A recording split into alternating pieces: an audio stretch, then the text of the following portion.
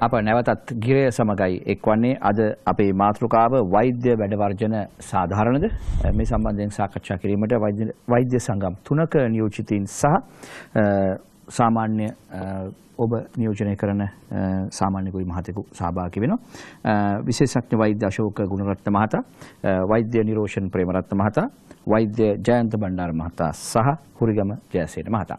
අපි දැන් මාධ්‍යවේදීන් සඳහා වෙනු වටේට යොමු වන්නේ. මම මුලින්ම මහේෂ් සේනානායක මහතාට ආරාධනා කරනවා. සද්ද ප්‍රශ්න අහන්න කලින් දැන් මම පෞද්ගලිකව හිතන දෙයක් තමයි කුරිගම ජයසේන මහත්මයා කිව්වා වගේ වෛද්‍යවරු කියලා කියන්නේ බොහොම උතුම් වෘත්තියක් කරන නිලධාරීන් පිරිසක්.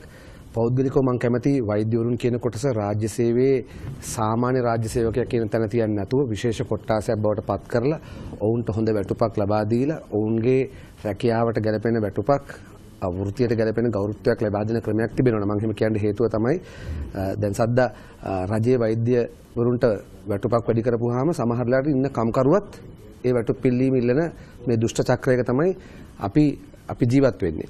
එතකොට මම දරන එක මතයක්. ඒ වගේම වෛද්‍යවරුන් මේ උතුම් රැකියාව කරනවා වගේම වෛද්‍යවරුන්ගේ ඒ වෘත්තිය පිළිබඳ කතා කරන උදවියත් උතුම් විදිහට හැසිරෙන්නට අවශ්‍යයි.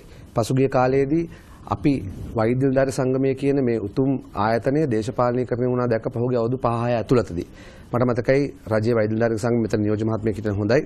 එවකට සෞඛ්‍ය අමාත්‍යවරයා සිටි මෛත්‍රීපාල සිරිසේන වර්තමාන ජනාධිපතිතුමන්ට කිව්වා තුන්ඩුවක්වත් තියාගන්න කියාගන්න බැරි සෞඛ්‍ය අමාත්‍යවරයෙක් ඉන්නේ කියලා කිව්වා.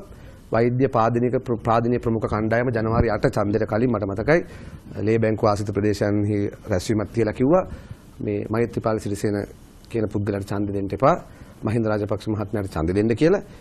ඉතින් එවන් හැසිරීම් තුළ අපි දැනටත් විශ්වාස කරන්න සිද්ධ වෙනවා GMO කියන ආයතනය රජයේ සැබෑ වෛද්‍ය නිලධාරීන් නියෝජනය කරන ආයතනයක් නෙවෙයි යම් දේශපාලන අරමුණු සඳහා හැසිරෙනවා කියලා. මොකද වාහන බද්ද වැඩි වුණාම කතා කරන තැන ඉඳලා වෛද්‍යවරුන්ගේ මේ පත්වීම සහ මාරුවීම් වලදීත් අනවශ්‍ය ලෙස අතපෙවීමක් සිදු කරන කණ්ඩායමක් බවට පත් වෙනවා. ඒ නිසා සමස්ත ලෙසම මේ වෛද්‍ය වෘත්තියේ ගෞරවය බොහොම පල්ලෙහාට ගිහිල්ලා තිබෙනවා. දැන් අපි අද තමයි මෙහෙම සංගම් තියෙනවා කියලා දැනගත්තට මේ සංගම් කවදාවත් ඉස්මතු වෙන්නේ නැහැ. මගේ පළවෙනි ප්‍රශ්නේ ජයන්ත බණ්ඩාර වෛද්‍යතුමන්ට දැන් අර මං කියපු සියලු සම්පීඩන මං කියපු අදහස් ටික සම්පීඩනය කරලා මං අහන්න කැමති ඇයි මේ වෛද්‍යවරුන් කියන මේ උතුම් වෘත්තිය දේශපාලනීකරණය වෙච්චි මිනිස්සු අතර හැල්ලුවට ලක් වෙන වර්ගයේ තත්වයකට ඇවිල්ලා තිබෙන්නේ. ඒකට දේශපාලඥයන්ගේ බලපෑම් සහ ඇඟිලි ගැසීම් තියෙන්නත් පුළුවන්. ඔබතුමන්ලාගේ වෘත්තිය ඔය උතුම් වෘත්තියේ සේවය කරන උදවියගේ ප්‍රශ්නයක් වෙන්නත් පුළුවන්. කෙසේ වෙතත් අද ජනතාව ඉදිරියේ අද දවල් මම කතා කරනකොට අර පෞද්ගලික බස් සංගමය තමන් බද්දක් පනවන්න හදනවා. දැන් ආණ්ඩුවක් තමයි බදු පනවන්නේ. උන් කියනවා අපි බද්දක් දානවා මේ මාර්ග තදබදේ. ඒ ඔවුන් හා වෛද්‍යවරුන් සමගන තත්වයකට අද වෛද්‍ය වෘත්තිය පල්ලෙහාට වැටලා තිබෙනවා. ඒකට සමාජයේම දොස් කියලා හරියන්නේ නැහැ. වෛද්‍යවරුන්ගේ තමයි ඒක තියෙන්නේ. මගේ ප්‍රශ්නේ තමයි ඇයි මේ වෛද්‍ය වෘත්තිය මේ තරම් ප්‍රශ්නකාරී ගැටලුකාරී මිනිස්සුන් වපරහින් බලන තත්වයකට පත් උනේ කියන්නේ. ඔව්. ඊට වැදගත් ප්‍රශ්නයක්. අපි දන්නවා මේ ඔබතුමාගේ මතු පිටින් පෙනෙන දේ තමයි මම කලින් කරා මතු පිටින් පෙනෙන දේ යථාර්ථය නම් මිනිසාට විද්‍යාවක් අවශ්‍ය නොවේ කියලා දාර්ශනික කියමනක් තියෙනවා. අපි දන්නවා මේක. මම ඒකට එන්නම්. හොඳ පැහැදිලි කිරීමක් කරන්නම්. අපි දන්නවා ලංකාවේ අවම වශයෙන් වෛද්‍යවරු 40000ක් ඉන්න ඕනේ ලෝකේ සාමාන්‍ය තත්ත්වෙ ඉන්න. අද වෙනකොට අපේ රටේ වෛද්‍යවරුන්ගෙන් සෞඛ්‍ය සේවාව අංශ දෙකක් තියෙනවා. රජයේ අංශය සහ පුජ්‍යලික අංශය කියලා. ඒක පුජ්‍යලික අංශයට කියලා වෙනම වෙච්ච වෛද්‍යවරු නැහැ. ඉන්නවනම් ඊටාම සුළු ප්‍රමාණයක් 5ක් වගේ ප්‍රමාණයක්. ඒතර බොහෝ වෛද්‍යවරු අද වෙනකොට තමන්ගේ සම්පූර්ණ ජීවිත කාලය කැප කරලා තමයි මේ රටේ ජනතාව වෙනුවෙන් සේවය කරන්නේ. අපි දන්නවා වෛද්‍යවරයෙක් වැඩ පටන් ගන්න උදේ 7ට 8ට වැඩ පටන් ගන්න. ඒ වෙලාවෙ ඉඳලා තමන්ගේ සාමාන්‍ය රාජකාරී කරලා සමහරට ඒක මැදට අතිකාලත් කරලා ඊට අමතරව පුජ්‍යල සේවෙත් යදෙනවා. අද වෙනකොට වෛද්‍යවරු සාමාන්‍ය වෛද්‍යවරුන්ගේ සාතිශය බහුතරයක් පැය 18ක් විතර වැඩ කරනවා අපේ රටේ. ඒකට නිසැගීමක් නැහැ කියලා මම කියන්නේ. එතකොට අපේ රටේ වෛද්‍යවරු පහුගිය අවුරුදු 30ක් ඇතුළත බඳවගත් වෛද්‍යවරු ලංකාවේ ඉන්න ඕනේ. අද වෙනකොට මොකද වෙලා තියෙන්නේ? සෞඛ්‍ය අමාත්‍යාංශය කියන්නේ ඉන්නේ 16050යි. ඒතර 50%කට වෛද්‍යවරු ප්‍රමාණයක් රට දාලා ගිහින් තියෙනවා. ඔබතුමා කිව්වා හොඳ කතාව වෛද්‍යවරුන්ට විශේෂ සැලකිල්ලක් තියෙන්න ඕනේ. හොඳ පඩියක් දෙන්න ඕනේ. අද වෙනකොට අපි දන්නා සාමාන්‍ය වෛද්‍යවරුන්ට රුපියල් ලක්ෂ විතර ප්‍රමාණයක්. අපි දන්නවා සාමාන්‍යයෙන් මම කිසි වෘත්තියකට අගෞරව කරන්නේ නැහැ. නමුත් සාමාන්‍ය මේසන් බාසුනා කෙනෙක් වුණත් අද වෙනකොට රුපියල් 2000ක් 2500ක වැටුපකට වැඩ කරනවා. එතකොට වෛද්‍යවරයාගේ රුපියල් ලක්ෂයක වගේ වැටුප් ප්‍රමාණයකට වෛද්‍යවරයෙක් කොහොමද සේවාවක් කරන්නේ? එතකොට අනිවාර්යෙන් පුජ්‍යලික සේවය දෙන්න වෙනවා. එතකොට ආණ්ඩුව එක ගලෙන් කුරුල්ල දෙන්නෙක් බා ගන්නවා. ඒක මම කියන්නේ මේවා වෛද්‍යවරුන්ට අඩු වැටුපක් දෙනවා. එතකොට වෛද්‍යවරුන්ට ජීවත් වෙන්න ක්‍රමයක් නැහැ. මොකද කොළඹ ප්‍රදේශ වගේ ප්‍රදේශයක සාමාන්‍ය නිවසක් කුලියට ගන්න රුපියල් 50000ක් කරනවා. අඩුමානේ 40000 50000 යනවා. එතකොට කොහොමද වෛද්‍යවරයෙක් රුපියල් ලක්ෂයෙන් ජීවත් වෙන්නේ? පෙට්‍රල් ගහන්න ඕනේ. ප්‍රවාහන පහසු අපයන්න ඕනේ. දරුවන්ගේ ප්‍රශ්න බලන්න ඕනේ. එතකොට ජීවත් වෙන්න ඕනේ. ඒ වගේ ප්‍රශ්න එක්ක ජීවත් වෙන්න බෑ. ඒ නිසා තමයි වෛද්‍යවරු 150ක් රට දාලා ගිහින් තියෙන්නේ. එතකොට මේවට උත්තර හොයන්න ඕන අපි. ඒ විතරක් නෙමෙයි දැන් මෙච්චර වෛද්‍යරු වපරහෙන් බැලුවට මේක ඇත්ත නෙමෙයි. වපරහෙන් බැලිය යුතු නැහැ. මේ රටේ වෛද්‍යරුන්ට ලොකු ගෞරවයක් දෙන්න ඕනේ. මොකද මේ රටේ වෛද්‍යරු මාර්ග වගේ පැය 15 20 වැඩ කරනවා. බණ්ඩාර වෛද්‍යතුමනි දැන් මම කිව්වේ වපරහෙන් බලන්න හේතු වෙලා තියෙන වෛද්‍ය ශ්‍රේෂ්ත්‍රයේ යම් යම් පුද්ගලයන්ගේ හැසිරීම හින්දානේ. දැන් අපි ජනතාව වශයෙන් ඔබතුමන්ලා ඉදිරියට ඇවිල්ලා එකතු වෙලා කිව්වොත් නෑ වෛද්‍යවරයෙක්ගේ පඩිය රුපියල් ලක්ෂ 2ක් කරන්න ඕනේ. අපිව සාමාන්‍ය රාජ්‍ය සේවයේ ශ්‍රේණිගත කිරීම වලට ලක් කරන්න එපා කිව්වොත් අපි සියල්ල මං හිතන්නේ දිල්ෂාන් අපි ඒක අනුමත කරයි ඒක කරන්නේ නැත්තේ. අපි ඒ ඉල්ලීම් දිගින් දිගටම කරලා තිනවා. දැන් මම අර කිව්වේ මේක මේ සෞඛ්‍ය සේවයේ තියෙන ප්‍රශ්නයක්. මම අර කලින් කිව්වා වගේ සෞඛ්‍ය සේවයට අවශ්‍ය මුදල් ප්‍රමාණය වෙන් වෙන්නේ අපි ගත්තොත් එහෙම මම මේ එක ආණ්ඩු වලට මේ චෝදනා කරන නමුත් මේ සමස්තයට කාලයක් තිස්සේ අපේ රටේ සෞඛ්‍ය සේවය පල්ලෙහාට වැටලා තියෙනවා. ඒක පිළිගන්න. එතකොට ලෝකේ සාමාන්‍යයෙන් දලදේශීය නිෂ්පාදිතයෙන් 9%කට ආසන්න ප්‍රමාණයක් දැන් වෙන් වෙනවා මේ ඉහළ ආදායම් තියෙන රටවල්වත්. ඉහළ ආදායම් තියෙන රටවල්. දැන් ඇමරිකා රටවල් 17ක් 18ක් විතර යනවා. එතකොට අපේ රටේ මේක 3.5 සීමාවේ තියෙන්නේ. එතකොට මුළු රජයේ ප්‍රතිශතය ගත්තාම 40%යි සෞඛ්‍යයට. 60%ක්ම තාමත් ජනතාව අතින් තමයි සල්ලි දෙන්නේ. ඒතර ආණ්ඩුව අපේ කොට නිදහස් සෞඛ්‍ය කොට දැන් ලෝක රටවලින් 10%ක් විතර 90ක් විතර ආණ්ඩුවෙන් දාන සෞඛ්‍ය සඳහා. රටවලින් 60කට වඩා ප්‍රමාණයක් සෞඛ්‍ය සඳහා 70කට වඩා වෙන් කරනවා. 70කට වඩා සමස්ත වේද. අපේ රටේ 40 වේදම් කරන්නේ. ඒතර මේ වගේ පොඩි සුච්චා මුදල් ප්‍රමාණයක් සෞඛ්‍යට දැම්මට පස්සේ මේ අතර ප්‍රශ්න එනවා. දැන් විශාල කැටගරි ප්‍රමාණ විශාල සේවක ප්‍රමාණයක් ඉන්නවා. ඒතර මේ ප්‍රශ්නේ තමයි පහුගියල ඔබතුමා දැන් කිව්වේ එක කණ්ඩායම වැඩි කරොත් තව කණ්ඩායමක් ස්ට්‍රයික් කරනවා. ඒතර මේක දැන් මරාගෙන තත්ත්වයට පත් වෙලා. අපි දැක්ක පහුගිය කාලේ. ඒ අතර මේවා එක එක දේශපාලන න්‍යාය පත්‍රත් තියෙන බව අපිට පැහැදිලි. මොකද පහුගිය ඔය ඡන්දට කලින් සංගම් 3ක් මම නම් කියන්න කැමති නැහැ. සංගම් 3ක් අපි දන්නවා මරාගත්තා. හපාගත්තා, කාගත්තා, මරාගත්තා. අන්තිමට මොකද උනේ? අපිට පැහැදිලි එයාට තිබ්බේ දේශපාලන න්‍යාය පත්‍රය කියලා. දැන් ඔවුන් ආපහු හැල්ල බලද්දි වර්තමානයේ තියෙනකොට. ඒතර මේ අතර දේශපාලන න්‍යාය පත්‍ර තියෙනවා. පැහැදිලිව අපි කියන්න ඕනේ. ඒ විතරක් නෙමෙයි ආණ්ඩුව පැත්තෙන් සෞඛ්‍ය ලබා දීමේ වගකීම ආණ්ඩුව ඈත් වෙලා තියෙනවා. 100%ක් අයින් වෙලා නැහැ. සැලකියුතු මට්ටමින් ඈත් වෙලා පුජ්‍යල ගන්සන මේක පටවලා තියෙනවා. ඒතර මම කලින් කිව්වේ වෛද්‍යවරු පුජ්‍යල ගන්සන සේවය කරන්න ඕනේ, රජයේ සේවය කරන්න ඕනේ. අඩු පඩියක් දෙන හින්දා වෛද්‍යවරට සිද්ධ වෙන පුජ්‍යල සේවය දෙන්න. එහෙම නැත්නම් උට ජීවත් වෙන්න බැරි වෙනවා. එහෙම ඒක අමාරු වෙනකොට රට දාලා යනවා. ඒතර මේක ගැඹුරින් සලකා බැලිය යුතුයි. ඒතර වෛද්‍යවරුන්ට සාධාරණ හිස්ටරි යුතුයි. ඒ වගේ තත්ත්වයක් ඇති වුණොත් සහ මේ සෞඛ්‍ය වෛද්‍යවරුන් විතර නෙමෙයි සෞඛ්‍ය සේවයේ සමස්තයකට සෞඛ්‍ය සේවය සඳහා ඉහළ මුදල් ප්‍රමාණයක් වෙන් වෙලා අවශ්‍ය සම්පත් ප්‍රමාණය නිසලස ලැබුණොත් මේ සෞඛ්‍ය සේවය හොඳ තත්ත්වයට ගෙනියන්න පුළුවන් වෙයි. එහෙම නැත්නම් මේ සම්බන්ධයෙන් හොඳ අවධානයක් යොමු නොකරොත් සෞඛ්‍ය සේවය කඩා වැටෙනවා. ජනතාවගේ සෞඛ්‍ය කඩා වැටෙනවා. ඒකට සෞඛ්‍ය අමාත්‍යාංශයට විතරක් වක්කීම් පවරන්න බෑ. මොකද මේ රටේ යම් සමාජයක අධ්‍යාපනය කඩා වැටෙනකොට සෞඛ්‍ය කඩා වැටෙනවා. රටක ප්‍රවාහන සේවය දුර්වල වෙනකොට ප්‍රවාහන සේවය ප්‍රශ්න වෙනකොට අනතුරු වැඩි වෙනවා. ඒ වගේ වෙනකොට සෞඛ්‍ය කඩා වැටෙනවා. රටක පෝෂණ තත්ත්වය අඩු වෙනකොට සෞඛ්‍ය කඩා වැටෙනවා. සෞඛ්‍ය තත්ත්වය පිරිහෙනවා. එතකොට ඒ වගේ මම කලින් වගේ සෞඛ්‍ය දර්ශක එතන මේකට සමස්ත රටේ සෞඛ්‍ය අමාත්‍යාංශය නෙමෙයි රටේ සෑම ශේෂ්ඨයක්ම ඒකාබද්ධ වෙච්ච වැඩපිළිවෙලක් තියෙන්න ඕනේ. සෞඛ්‍ය ශේෂ්ඨ විශේෂ අවධානයක් යොමු කරන්න ඕනේ. ඒතර ලෝකේ බොහෝ රටවල් වල සෞඛ්‍ය ශේෂ්ඨ සඳහා විශාල අවධානයක් යොමු කරලා තියෙනවා. නමුත් අපේ රටේ ඒක සෞඛ්‍ය අමාත්‍යාංශයට බාර දීලා ආණ්ඩුවේ මුදල් ටිකක් දීලා ආණ්ඩුව අයින් වෙලා තියෙනවා. එහෙම නෙමෙයි ආණ්ඩුව මේ සෞඛ්‍ය සේවය වක්කීම් බාර ගන්න. ඒක ලෝක බැංකුව ඒ වගේම ලෝක සෞඛ්‍ය සංවිධානය වගේ ආයතන මේ වෙනකොට පිළ අරන් ඉවරයි. සෞඛ්‍ය අධ්‍යාපනය වගේ දේවල් සම්පූර්ණ වගකීම ආණ්ඩුවට රජයට තියෙන්න ඕනේ කියන එක. නමුත් අද වෙනකොට මේ සෞඛ්‍ය සහ අධ්‍යාපනය කියන දෙකේම වගකීම ආණ්ඩුව ඉවත් වෙමින් තියෙනවා. ඒක ඊටම සෝචනීය තත්ත්වයක්. ස්තුතියි වෛද්‍යතුමනි. කුමාරදාස ගිරිබා මහතා. සද්ද අපි කතා කරන්නේ අද මේ වෛද්‍ය වර්ජන සාධාරණද කියන කාරණේ. එතකොට රජයේ වෛද්‍ය නිලධාරී සංගමය මඟහැරලා මේ කතා කරන්න බෑ. මට මතක් වෙනවා කීර්තිමත් වෛද්‍යවරයෙක් වගේම මහාචාර්ය කාලෝ ෆොන්සේකා මැතිතුමා එක්තරා අවස්ථාවක් කිව්වා මේ රටේ ත්‍රස්තවාදී සංවිධාන දෙකක් තියෙනවා. එකක් උතුරේ LTT සංවිධානය, අනික දකුණේ රජයේ වෛද්‍ය නිලධාරී සංගමය කියලා. ඊට කල් කියපු කාරණා මතක දැන තිබුණාන්සලට. මම මතු කරන්නේ අපේ විශේෂඥ වෛද්‍ය අශෝක උනත් මැතිතුමාගේ දැන් ඔබතුමා නියෝජනය කරන්නේ විශේෂඥ වෛද්‍යවරුන්ගේ සංගමය. ඔබ විශේෂඥ වෛද්‍යවරයෙක් වෙන්නට කලින් මං හිතන්නේ ඉන්න ඇත්තේ රාජ්‍ය වෛද්‍යවරුන්ගේ සංගමේ. සමාජිකෙද්ද? ඔව්. ඔබතුමා ඒ කාලේ වාර්ජන වලට සහභාගී වෙලා තියෙනවද? වාර්ජන දෙකකට පමණ මට මතක හැටියට සහභාගී වෙලා ඉතින්. ඒ කියන්නේ මොන කාරණා සම්බන්ධයෙන්ද?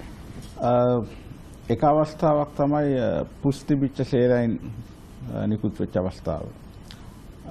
ඊළඟ අවස්ථාව තමයි මේ වගේ කුසලතා ලයිස්තුව වෙනස් කිරීම. කුසලතා ලයිස්තුවේ යට හිටපු පුද්ගලයන් 8 දෙනෙක් ඒක ඉහළට අරගෙන ආපු අවස්ථාව. මේ මොන ආණ්ඩු සමයේද?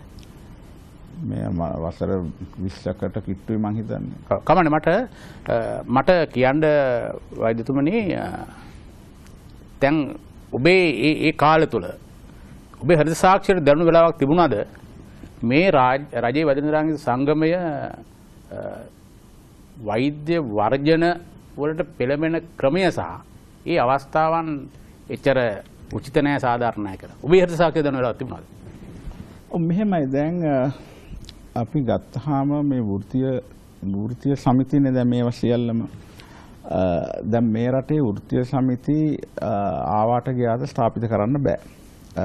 ඒට යම් නීතියක් තියෙනවා. මේ වෘත්තීය සමිති වලට යම් ව්‍යවස්ථාවක් තිබිය යුතුයි. මේ ව්‍යවස්ථාව රටේ ව්‍යවස්ථාවත් සමග ගැළපිය යුතුයි. එතකොට මේවා සම්පූර්ණයෙන්ම නීතිගත සමිති. එතකොට වෘත්තීය සමිතියක තියෙන මූලික අයිතිවාසිකමක් තමයි වෘත්තීය ක්‍රියාමාර්ගයක් ගැනීම. එතකොට වෘත්තීය ක්‍රියාමාර්ගයක් ගැනීමට නොහැකි වෘත්තීය සමිතියක් තියෙනවා නම් ඒක හරියට අලි නැති හෙන්ඩු පමණක් තියෙන ඇත්ගොව්වන් වගේ. එතකොට මේ වෘත්තීය සමිතිය කිසි වැඩක් ඇති වෘත්තීය සමිතියක් වෙන්නේ නැහැ. එතකොට වෛද්‍ය වෘත්තීය සමිති ක්‍රියාමාර්ගයක් ගත්තොත් ඔවුන් කරන කාර්යභාරය නිසා මේන් අපහසුතාවයට පත්වන්නේ රෝගීන්. ඒක අනිවාර්යයෙන්ම වෙන දෙයක් නේ. වෛද්‍යවරුන් වෘත්තීය සමිති ක්‍රියාමාර්ග ගත්තයි කියලා පෞද්ගලික බස් ධාවනය නතර වෙනවත් ඒ වගේ දෙයක් වන්නේ නැහැ. එතකොට ඒ නිරායාසයෙන්ම වෙන දෙයක්. එතකොට යම් අවස්ථාවල වෘත්තීය සමිති ක්‍රියාමාර්ග ගන්න වෙනවා නම් ඒ සමිතිය ඒකට පෙළඹෙයි. ඒක වරදක් විදිහට මම පිළිගන්නේ නැහැ. නමුත් වෛද්‍යවරුන්ගේ කාර්යභාරය රෝගීන්ට බෙහෙත් කිරීම නිසා මේක ඉතාමත්ම සංවේදී දෙයක් නිසා ඒ වගේ වෘත්තීය සමිති ක්‍රියාමාර්ගයක් ගත යුතු වෙන්නේ අර ඉතාමත්ම අත්‍යවශ්‍ය අවස්ථාවක. එතකොට සාමාන්‍ය ජනතාවට හැඟෙන්න ඕන මේ කරපු දේ සාධාරණයි කියලා. වෛද්‍යවරුන්ට නොවේ. එතකොට ඒක තමයි මම කිව්වේ මම කියපු උදාහරණ දෙක ගත්තාම මට හොඳටම මතකයි මේ ශ්‍රේලයින් වල පුස් තිබ්බ අවස්ථාවේ ලොකු වැඩ වර්ජනයක් තිබුණාට කිසිම මාධ්‍යයකින් එදා වෛද්‍යවරුන්ට දොස් පැවරුවේ නැහැ. ඒ උන් සැලකුවේ මේක ජනතාව වෙනුවෙන් වෛද්‍යවරුන් කරපු දෙයක් හැටියට. එතකොට යම් අවස්ථාවල ජනතාව වෙනුවෙන් වෙන්න පුළුවන්. තවත් යම් අවස්ථාවක වෛද්‍යවරුන්ගේ යම් ප්‍රශ්නයක් වෙනුවෙන් වෙන්න පුළුවන්. නමුත් විශේෂඥ වෛද්‍යවරුන්ගේ සංගමය ඉන්න ස්ථාවරය තමයි වර්ජන වලට නොගොස් හැකිතාක් දුරට සාකච්ඡා මාර්ගයෙන් ප්‍රශ්න විසඳා ගැනීම. එතකොට මේ මට සමානද දැන් ඔබේ වෘත්තීය සමිතිය මේ මෙතුමාගේ අපේ නිරෝෂන් ප්‍රේමරත්න අධ්‍යක්ෂතුමාගේ මෙතුමාගේ සමිතිය මේවා කොහෙද ලියාපදිංචි කරලා තියෙන්නේ? කම්කරු ඔව් දෙපාර්තමේන්තුව. අනික තුරු සමිතිය වාගේම. ඔව්. ආඥා පනත යටතේ එතකොට වෘත්තීය සමිතිය ආඥා පනත යටතේ මම දන්න තරමට මම තුරු සමිති ලේකම්වරයෙකුට හිඳු නිසා පත්වීම් සම්බන්ධයෙන් බලපෑම් කරන්න මම හිතන සමිතිය වලට අයිතියක් නැහැ. සාමාන්‍යයෙන් ට්‍රාන්ස්ෆර් එක මේ මාරුවීම් සම්බන්ධයෙන් පුළුවන් වෘත්තීය සමිතිය මැදිහත් වෙන්න. මම හිතන්නේ මාරුවීම් මණ්ඩල වලට නියෝජන කරන්න පුළුවන් නිරීක්ෂණ මට්ටමේ. එතකොට ඇයි මේ වෘත්තීය සමිති ආඥාපනතියෙත් නැති බලයක් රාජ්‍ය නිලධාරීන්ගේ මේ වෛද්‍ය සංගමයට රාජ්‍ය වෛද්‍ය නිලධාරීන්ගේ ලැබෙන්නේ? දැන් ඒක තමයි මම මුලින්ම මේක පැහැදිලි කරා මේ පත්වීම් වල බලය තියෙන රජයට. එතකොට මෙය හරියට වෙනවාද යන්න නැත්නම් මේක සාමාන්‍ය ජනතාවට තේරෙන භාෂාවකින් කිව්වොත් දැන් අපි ක්‍රිකට් මැච් එකක් ගත්තොත් මේ ක්‍රීඩාව හරියට කරනවද කියලා බලන්න ක්‍රිකට් අපේ අම්පයර්ලෙන්.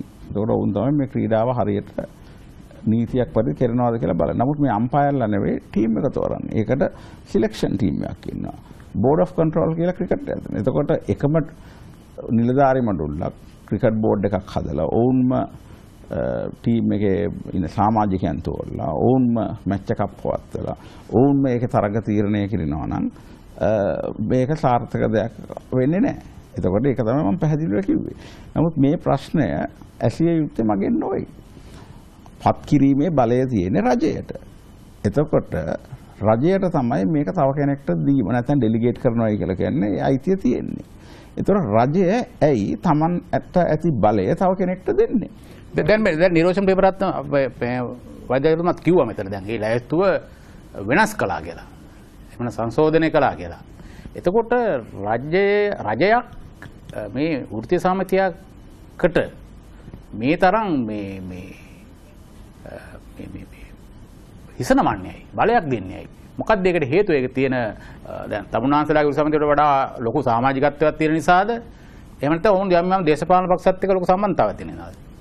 ඔබතුමා මගෙත් ඇහුවේ ප්‍රශ්න. ඔව් ඔබතුමා. ඔව් දැන් ඇත්තටම මෙතන රජයේ වෛද්‍ය නිලධාරී සංගමය ඒ කාලේ ගත්තාම මේ 1999 2000 වගේ කාලෙදී කිරි කලයක්. ඒ කිරි කලයට ගොම වැටෙන 1999 2000 දී එක්තරා පුද්ගලයෙක් මේකට පත් වුණාට පස්සේ නිලතල වලට. ඔහු ආයෙම ලේකම් හැටියට. ඊට පස්සේ ඔහු හැමදාම නිලතල ධර්මින් ආවා. ඒකට පාලනය කළේ ඔහු.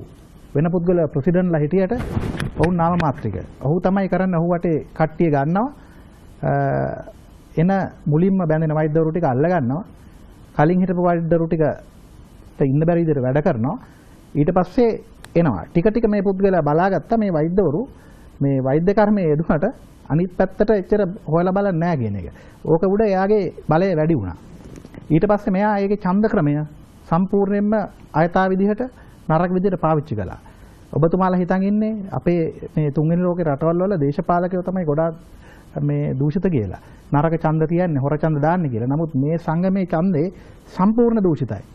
සම්පූර්ණ දූෂිතයි. දැන් මේ පාර ඡන්දය තියන්න තමයි හැදුවේ. ඒ ඡන්දෙට විරුද්ධ පක්ෂයක් නැහැ. දැන් මොකද තරං කරලා වැඩක් නැහැ. ඒගොල්ලොම ඡන්දේ දානවා. අර ඔබතුමා කිව්වා වගේ ඒගොල්ලොම මෙතුමා කිව්වා වගේ ඒගොල්ලොම ඡන්දේ තියෙනවා. ඡන්ද බලන්න නිලධාරීනිත් ඒගොල්ලෝ පත් කරපු කට්ටිය. ඒගොල්ලන්ගේ වාසි ගත්ත කට්ටිය. ඊට පස්සේ ඇප්ලිකේෂන් දාන්නෙත් ඒගොල්ලෝ. ඒක ඊට පස්සේ කුරියකින් දාලා සර්විස් එකේ එළියට ගන්නෙත් ඒගොල්ලෝ. ආපහු පුරවන්නෙත් ඒගොල්ලෝ දාලා දානවා. අර අනිත් පක්ෂ තියෙන්නේ නමට විතරයි. ડોක්ටර් මේ දැන් අර මේ මොනවාද වාසිද දැන් සංගම මේකට හම්බෙන්නේ?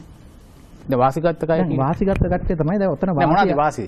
වාසි තමයි දැන් මේක පහුගිය රජය යටතේ මේ සංගමේ ඉල්ලගත්ත කෝටා එකක් ළමයි ඉස්කෝලේ දාන්න කියලා. දැන් ඉස්කෝලේ දාන්න ඉන්න කට්ටිය දැන් සාමාන්‍ය වෛද්‍යවරුන්ගේ ළමයින්ට ඉස්කෝලේ යනවා. අර සාමාන්‍ය දෙමාපියෝ වගේ ගිහිල්ලා ඒකට කොටසක් යනවා. ඒක යන්නේ අර තියෙන ක්‍රයිටීරියා එක ගන්නවා. ඒ රටේ එවෙලට තියෙන මේ ගන්නවා. නමුත් මෙතන දැන් ඊට පරිබාහිරව කෝටා එකක් ගත්තාම මෙතන ගියොත් ළමයා දාගන්න පුළුවන් කියන එක ආවා. ඒක ළමයි දාන්න ඉන්න තරුණ වෛද්‍යවරු ටික ඔක්කොම අනේ කියන ඕන එකක් කරනවා. හොර ඡන්දක් දානවා. ඡන්දෙට එළිය වැඩක් කරනවා. ඒකට බලයටපත් වෙන අර පුද්ගලයාමයි.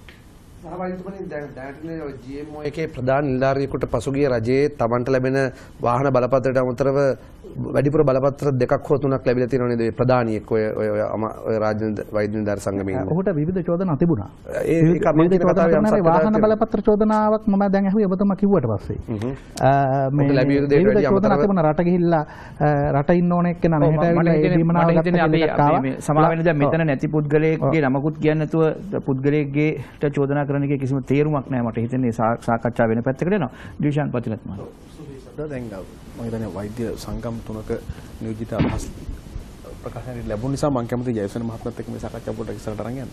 දැන් මේ මාතෘකාව වෛද්‍ය වැඩවර්ජන අසාධාරණද? මම කියන්නේ මාතෘකාවම අසාධාරණයි. මොකද හේතුව වෛද්‍ය වැඩවර්ජන පැහැදිලිවම අසාධාරණයි. ඔක අහන්න දෙයක් නෑ. හේතුව තියෙන්නේ අපි සාමාන්‍ය ජීවිතේ බලන්න ඕනේ වැඩවර්ජනයකින් කාවද මේ පීඩාවට පත් කරන්න කියලා. මේකෙන් සෞඛ්‍ය අමාත්‍යාංශයට රිදෙන ප්‍රමාණය හරි අඩුයි. මේකෙන් රිදෙන්නේ සාමාන්‍ය මිනිස්සුන්ට. ඒ නිසා සාමාන්‍ය මිනිස්සු අතරත් අබල දුබල මිනිස්සුන්ට. ඒ කියන්නේ සාමාන්‍ය ප්‍රകൃතියක් තියෙන කෙනෙක් නෙවෙයි. විශේෂ යමක් වුමනා කෙනෙක් තමයි රෝගී තත්ත්වයටපත් වෙන්නේ. ඒ නිසා එවැනි මිනිස්සෙක් අපේට තියලා කවුරු හරි කෙනෙක් Tamanගේ වෘත්තීමය අයිතිවාසිකමක් ඉල්ලා සරන් කරනවා නම් මම කියන්නේ ඒක අසාධාරණයි. ඒකේ සාමාන්‍ය මිනිස්සුන්ට අපිට ඒක අමුතුවෙන් පැහැදිලි කරන්න දෙයක් නැහැ. සහ මා දැනුවත් විදිහට මීට කලින් එක්තරා සාකච්ඡාවකදී මට මතකයි ප්‍රවීණ මාධ්‍යවේදී වික්ටර් මහත්මයා ඇවිල්ලා තර්කයක් ගොඩනැගුවා. එතුමා කිව්වා පුළුවන් නම් කියන්න ලෝකේ වෛද්‍යවරු ස්ට්‍රයික් කරන රටවල් 5ක් කියලා. එහෙම නැහැ. ඒ කියන්නේ ලෝකේ රටක් නොදියුණු බව මනින්න පුළුවන් නම් ඒ මනින එක ලකුණක් තමයි ඒ රටේ වෛද්‍යවරු කොයිතරම් දුරට ස්ට්‍රයික් කරනවද කියන එක. ඒ නිසා දියුණු රටවල් වලට මේක හරි අමුතු අත්දැකීමක් බවට පත් වෙනවා. නමුත් ලංකාවේ වෛද්‍යවරු අපි දැනුවත්ව දන්න කාලේ ඉඳන්ම ස්ට්‍රයික් කරන නිසා ඒක ඒ වෛද්‍යවරුන්ගේ වැඩ වර්ජනය කියන්නේ ජයසේන මහත්මයා අපි දන්නවා ඒක වාහන බලපත්‍රයේ ඉඳලා එතනින් එහාම නැත්තම් හෙදියන්ගේ හෝ හෙද නිලධාරීන්ගේ වැටුප් වැඩි වුණොත් ඒක වෛද්‍යවරුන්ට වැඩ වර්ජනයකට හේතුවක් වෙන මට්ටමට පත් වෙලා තියෙනවා. එවැනි වාතාවරණයක් තුල දැන් හෙද උපාධියකටත් විරුද්ධ වුණා. දැන් සමහර දේවල් අපිට සාධාරණයි කියලා පේන තැනුත් තියෙනවා. රජයේ සමහර තැනක දැන් පෞද්ගලික විශ්වවිද්‍යාල ගැන කතා කරනකොට වෛද්‍යවරු සමහර තැනක ඊටාම තාර්කිකව පෙනී හිටිනවා. අපි හැමදේම විරුද්ධයි කියන්නේත් නැහැ. කොහොමද අවසානයේ තැලෙන්නේ පොඩි වෙන්නේ ලෙඩ වෙන ඔබ සහ මම ඇතුළු මේ අපි පිරිස. නිසා මේ තත්වය තුල වෛද්‍යවරු දිගින් දිගට මෙහෙම හැසිරේවි. අපිට එහෙම හිතෙනවා. වෛද්‍යවරු දිගින් දිගට මෙහෙම හැසිරේවි. හේතුව ඒ වෛද්‍යවරුන්ට එකක නැති වෘත්තීය සමිති කණ්ඩායම ඉන්නවා මෙතන. නමුත් මේ මහත්තුරු මේ වෙලාවේ Tamanගේ භූමිකාව ප්‍රබලව රඟපාලා නැහැ. උන්ට ඒ ඉඩකඩ ලැබිලා නැහැ. ඒ නිසා ප්‍රබලව මේ භූමිකාව රඟපාන්නේ ජේමෝයි. ඒ නිසා මේ අපි සාමාන්‍ය මිනිස්සු විදියට ඔවුන්ට ප්‍රතිචාර දක්වන්න ඕනේ කොහොමද? ඒකයි මම කිව්වේ මේ මුලින්ම වෛද්‍ය වෘත්තිය කියන්නේ උතුම් වෘත්තියක් කියලා. ඒතකොට ඒගොල්ලන්ට අනිත් වෘත්තීය සමිතිවල දැන් වෘත්තීය සමිති අයිතිවාසිකම් තියෙනවා. ඒ වෘත්තීය සමිති ලියාපදිංචි වෙලා තියෙන්නේ අර කම්කරු ඒ වෘත්තීය සමිති ආඥාපනත යටතේ. ඒක හැබැයි. නමුත් මේගොල්ලන් තියෙන ඊට වැඩි ආචාර ධර්ම. මොකද මේගොල්ලෝ ඊට වැඩි මානසික දියුණුවයි, ඊට වැඩි ඥානවන්තයි, ඊට වැඩි ආචාර ධර්ම එතික්ස් කියලා තියෙනවා. ඉතින් ඒයින් පිට වෛද්‍යවරයෙකුට පණින්න බෑ. දැන් රජයේ රෝහලකට බේත් ගන්න යන්නේ කවුද? අහිංසකව මිනිස්සු. සල්ලි තියෙන උදවිය යන්නේ රජයේ ස්පිතාලෙට. ඒගොල්ලෝ යන්නේ ලොකු පුද්ගලික රෝහල් වලට. දැන් මේගොල්ලෝ වෘත්තීය සමිති ක්‍රියාමාර්ග ගැනීම තුල කවුද අසරණ වෙන්නේ? මේ එක වෘත්තීය සමිති ක්‍රියාමාර්ගයක් ගන්නකොට සමහරට සෞඛ්‍ය මේ හෙදියන්ගේ පඩි වැඩි කරනවා කියනකොටත් ස්ට්‍රයික් කරා. මේ දීර්ඝ කාලේ ඉතිහාස බලනකොට මේ අනිත් අයට උසස් වින්දනකොට කියලා මේවා දෙනවා කියලාත් ස්ට්‍රයික් කරා. මොනවද මේ උපාධි දෙන්න යනවා කියලාත් මේගොල්ලෝ ඒකටත් විරුද්ධව ආවා. දැන් මේ හැම එකේදීම විරුද්ධ වෙන්නේ ඒවට ප්‍රතිකර්ම. දැන් පුද්ගලික මේ විශ්වවිද්‍යාලය ගැන වුණත් ඒගොල්ලෝ විරුද්ධ වෙනවා. හැබැයි මගේ අදහස ඊට වැඩිය වෙනත්. මම දන්නේ මගේ අදහස හරිද කියලා මම පිළිගන්නේ හරි කියලා. මොකද අපේ ලක්ෂයක් විතර පාස් වෙනවා. ලක්ෂයකට වැඩිය පාස් වෙනවා අපේ විශ්වවිද්‍යාල වලට සුසුකම් තියෙන. නමුත් 20000යි ගන්න පුළුවන්. 1,20,000ක් විතර පාස් වෙනවා.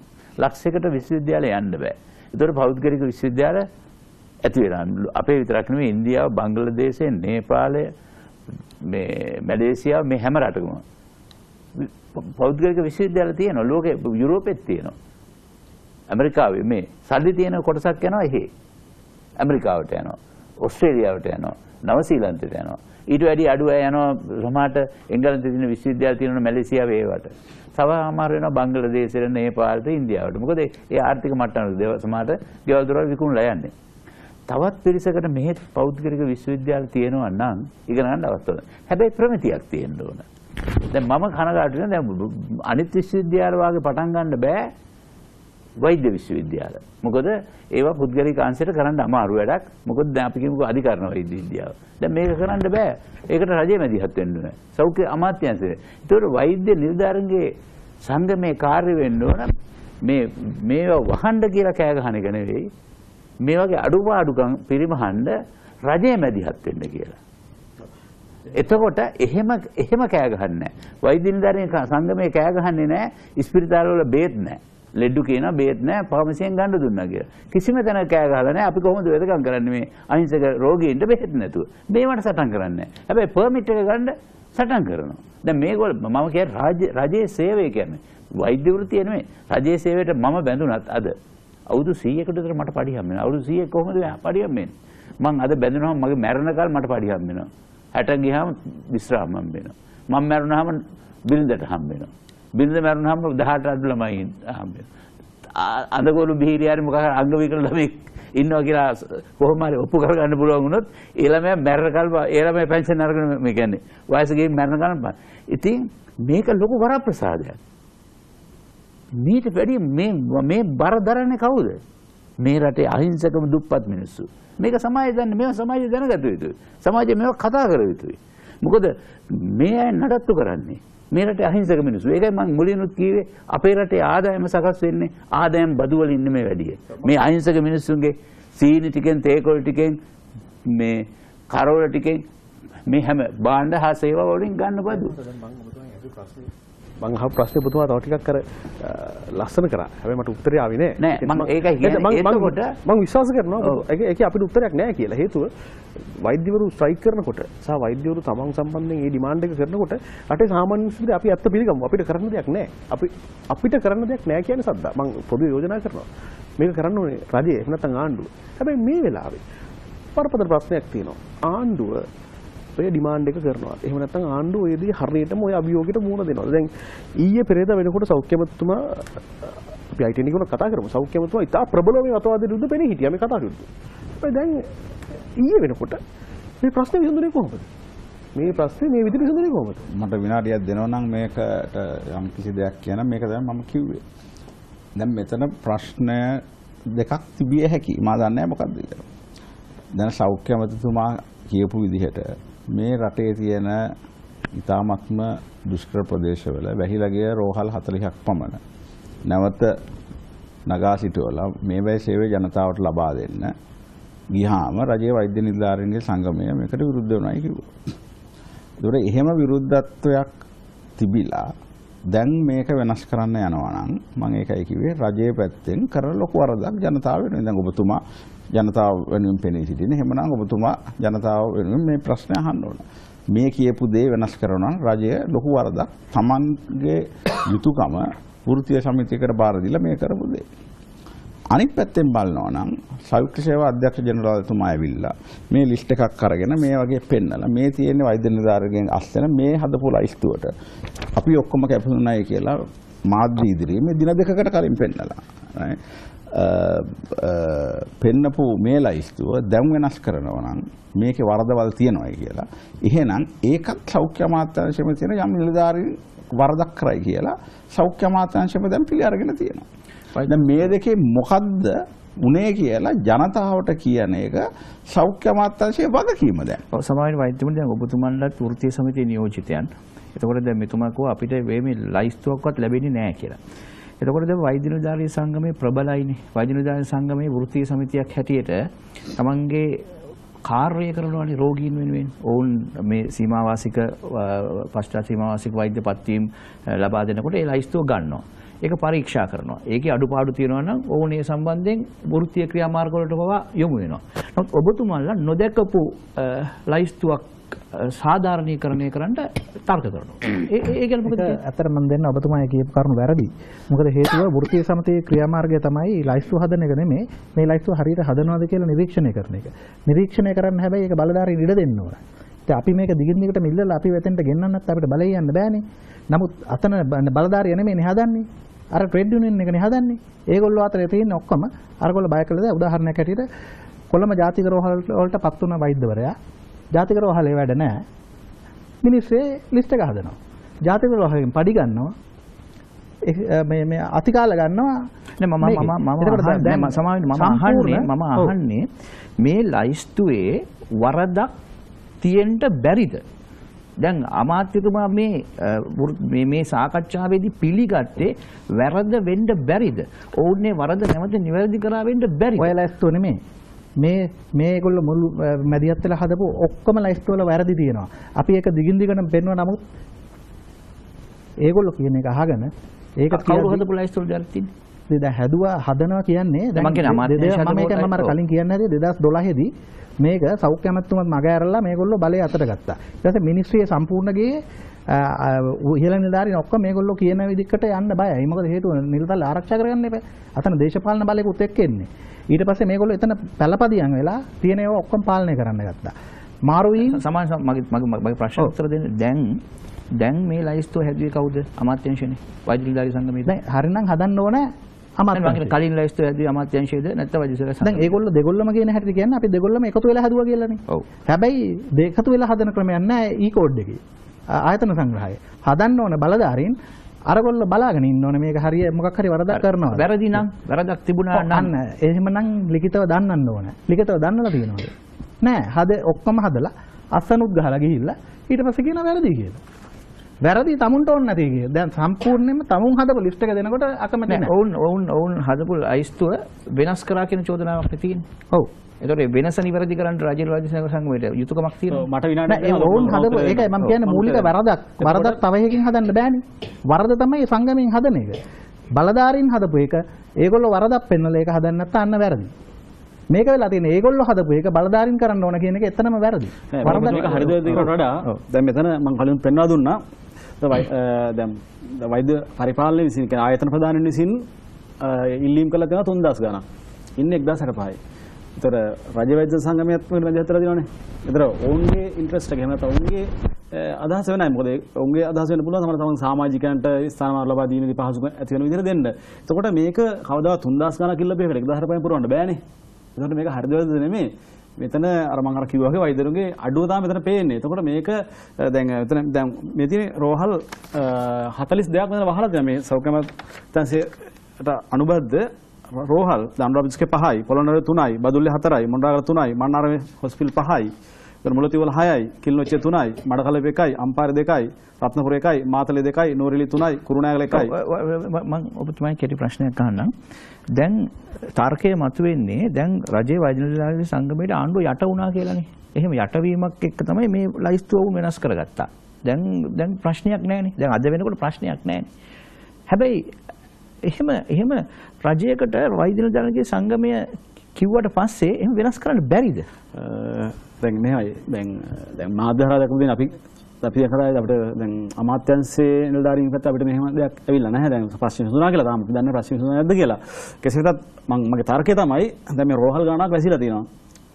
වේකන්සි වෛද්‍ය අවශ්‍යතාව 3000 ගණනක්.